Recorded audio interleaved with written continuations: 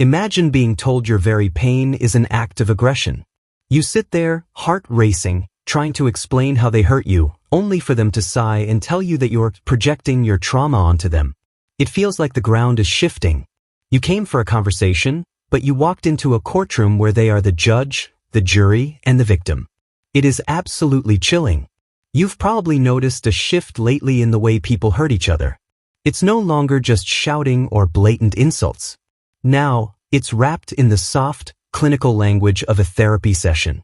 It's the woke predator, someone who has mastered the vocabulary of healing specifically so they can bypass your defenses. They don't just break your heart, they pathologize your entire soul. I want you to take a breath and realize something important right now. If you feel like you're losing a debate every time you try to express a feeling, you aren't crazy. You're being outmaneuvered by a glossary.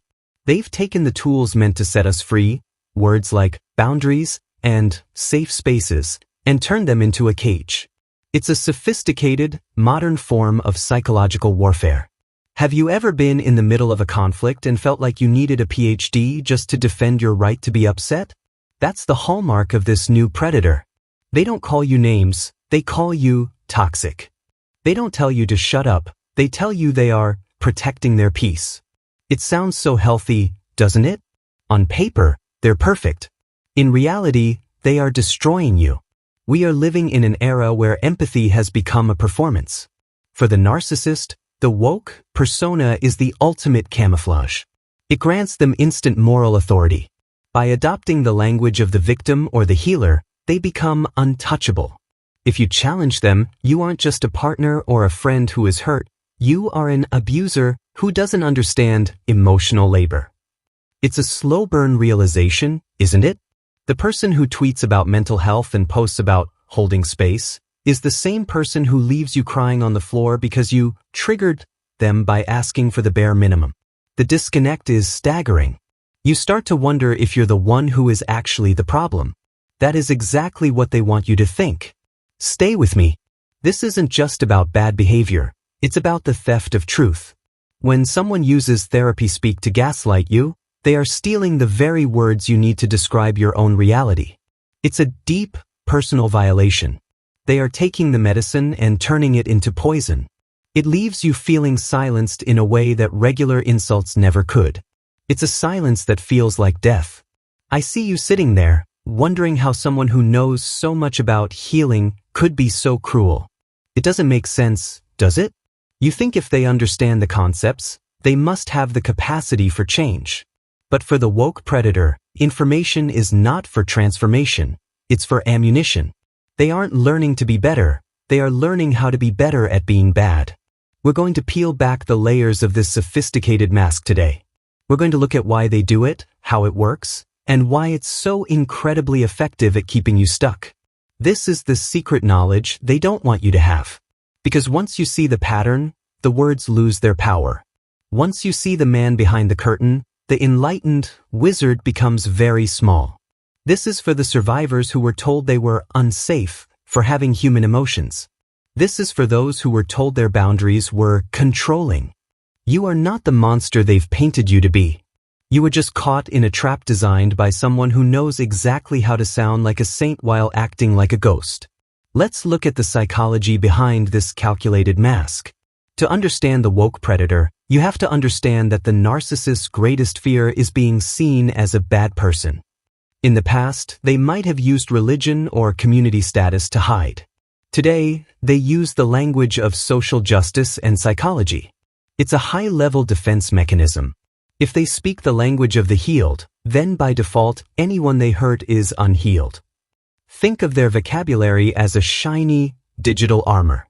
Words like gaslighting and narcissism are thrown at you the moment you catch them in a lie.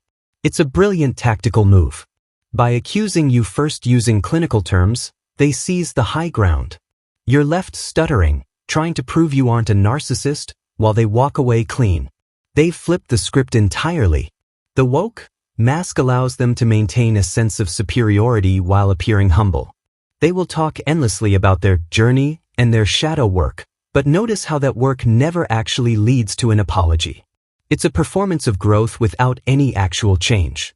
They use the concepts of self-reflection to explain away their cruelty rather than actually ending it. For them, boundaries are not a way to protect their energy, they are a way to control your access to the truth. They'll say, I have a boundary against talking about the past, which really means, you aren't allowed to bring up the thing I did to you yesterday. It's a clever rebranding of stonewalling. They've taken a tool of health and used it to enforce a total lack of accountability. They often use the term emotional labor as a weapon to avoid intimacy. When you try to discuss your needs, they'll tell you that you're asking for too much unpaid labor. It's a way to commodify a relationship so they never have to be vulnerable. By framing basic human connection as an exhausting task, they make you feel like a burden for simply wanting to be loved. It's calculated. Metaphorically, it's like they've stolen the doctor's coat to perform surgery without a license. They use the prestige of therapy to cut you open, but they have no intention of healing you. They just want to see what makes you tick so they can control the gears. It's a cold, intellectualized form of dominance that replaces genuine warmth with a list of trauma-informed talking points. There is an internal chaos in the woke predator that they are desperate to hide. By hyper-focusing on problematic behaviors in others, they deflect from the rot inside themselves. It's the ultimate projection. They become the vibe police, monitoring everyone else's language and tone to ensure no one gets close enough to see that they are actually empty. It's a hollowed-out life. You might notice they are very active in safe spaces or online communities focused on healing. Because that's where the most empathetic, trusting people are. It's a hunting ground. They know that if they say the right things about self-care and accountability, you will lower your guard. They are wolves in organic, hand-woven sheep's clothing. It is truly predatory. They don't just want your compliance, they want your psychological submission. By using therapy terms, they make you doubt your own perception of reality. If a healed person tells you that your reaction is hysterical or fragmented, you believe them. You start to look at yourself through their distorted lens. You become a patient in a clinic you never signed up for. It's a trap. This person isn't just enlightened, they are high on their own supply of moral superiority. They truly believe that because they know the terminology, they are evolved. But knowledge without empathy is just a better way to be a villain. They have the map, but they have no heart. They are navigating your emotions like a game of chess, and they've convinced you that you're the board. There comes a moment when the mask slips, but it doesn't slip the way you expect. It's not a sudden outburst of rage. Instead, it's a cold, clinical dismissal. You've just caught them in a massive betrayal, and you're standing there, shaking.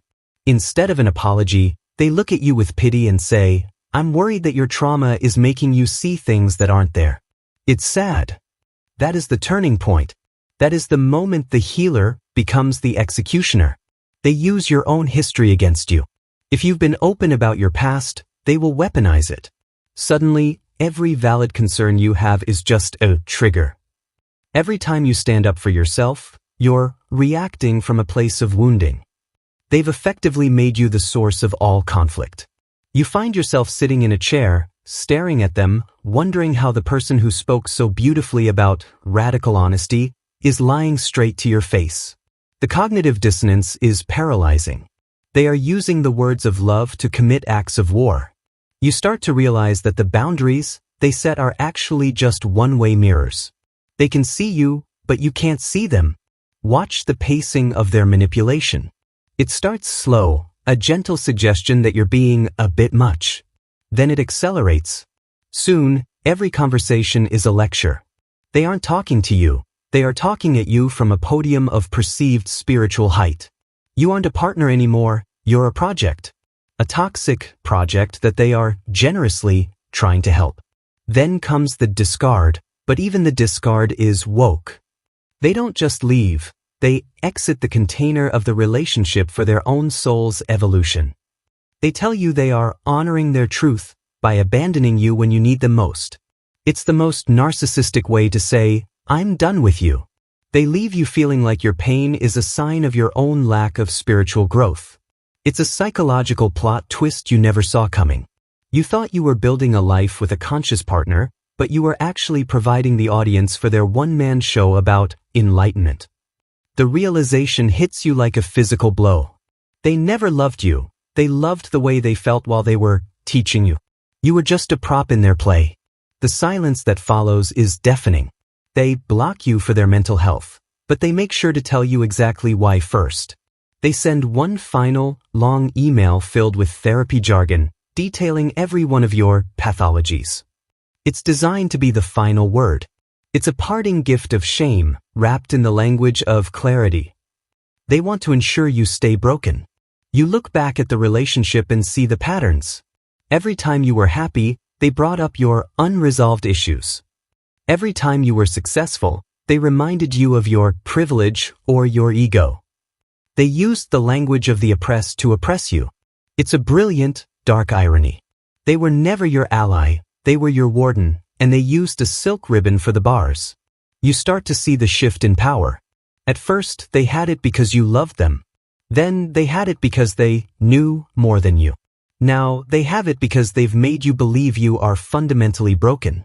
The turning point isn't just about their behavior, it's about your realization that their wisdom was just a clever set of tools for your own emotional dismantling. This is where the slow burn turns into a fire. You aren't just sad, you're angry. And for the first time, you don't care if that anger is low vibe or toxic. You realize that your anger is actually the most woke thing about you.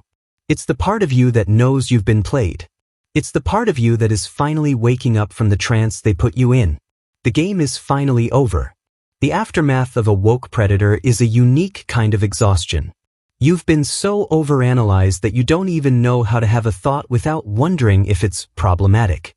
You're tired of the vocabulary. You're tired of the work.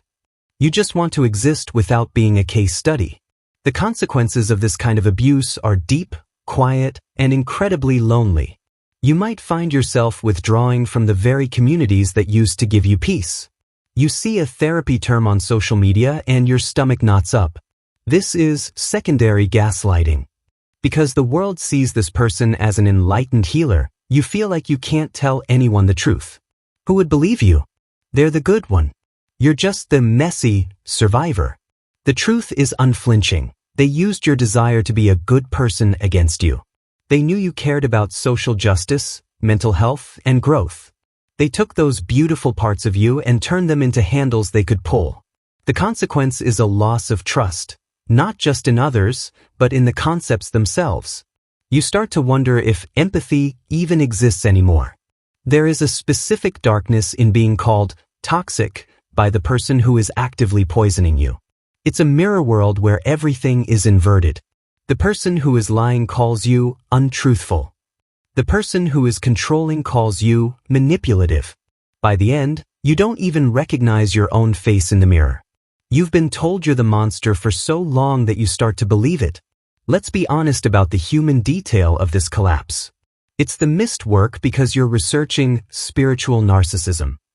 It's the way your hands shake when you try to write a text because you're afraid of using the wrong word. It's the isolation from friends who think the predator is a saint. You are living in a reality that no one else can see. It is a terrifying place to be. The predator, meanwhile, is doing just fine. They are likely already in a new, sacred partnership, using the same terms on a new victim. They don't feel guilt because they've used their therapy speak to bypass their conscience. They've processed their behavior and decided it was actually your fault. They are the heroes of their own story, and you are just a lesson they learned. The harsh truth is that they will never give you the closure you want. You want them to admit they used those terms to hurt you. They won't. They will die believing they were the most evolved person in the room. Waiting for an apology from a woke predator is like waiting for a statue to cry. They are frozen in a pose of perfection. They cannot move and they cannot feel for you. You are left with the wreckage of a language that used to mean something. Safe doesn't feel safe. Healing feels like a chore. The consequence of their wokeness is a cynical world where people are afraid to be kind because kindness looks like a trap. They've polluted the well. But I want you to know that the water is still there, deep down. They just covered the top with trash. You might feel a sense of shame for letting this happen. How could you be so enlightened and still get tricked? But remember, they used your goodness as the entry point. You didn't lose because you were weak. You lost because you were playing a game of heart while they were playing a game of chess. They had a playbook. You just had a soul. Never be ashamed of having a soul. The collapse is final when you realize that the person you loved never existed. There was just a collection of woke talking points and a desperate need for control.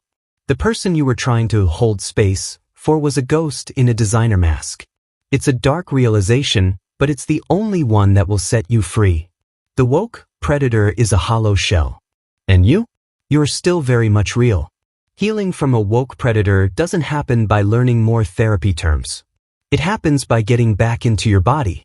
It happens when you stop trying to analyze the abuse and start just feeling it. You don't need a clinical word for "it hurt." It just hurt. The transition from darkness to light begins when you stop asking for their permission to be the authority on your own life. I want to speak directly to your pain right now. It is heavy and it is valid. You don't need to wrap it in a narrative or find the lesson yet. You are allowed to just be devastated. The woke world tells us we have to be constantly growing, but sometimes the most empowered thing you can do is just sit in the mess. Your strength isn't in your vocabulary, it's in your heartbeat. You are going to take those words back. Boundaries are going to mean something beautiful again. They are going to be the walls that keep people like that out of your life. Self-care isn't going to be a hashtag. It's going to be the quiet act of trusting your gut again. You are reclaiming the dictionary that they stole. This time, the definitions are yours and yours alone. Real healing is grounded. It's not flashy, it's not performative, and it doesn't require a public announcement. It's the quiet moment you realize you haven't thought about their clinical assessment of you in 3 days. It's the moment you stop explaining yourself to people who are committed to misunderstanding you.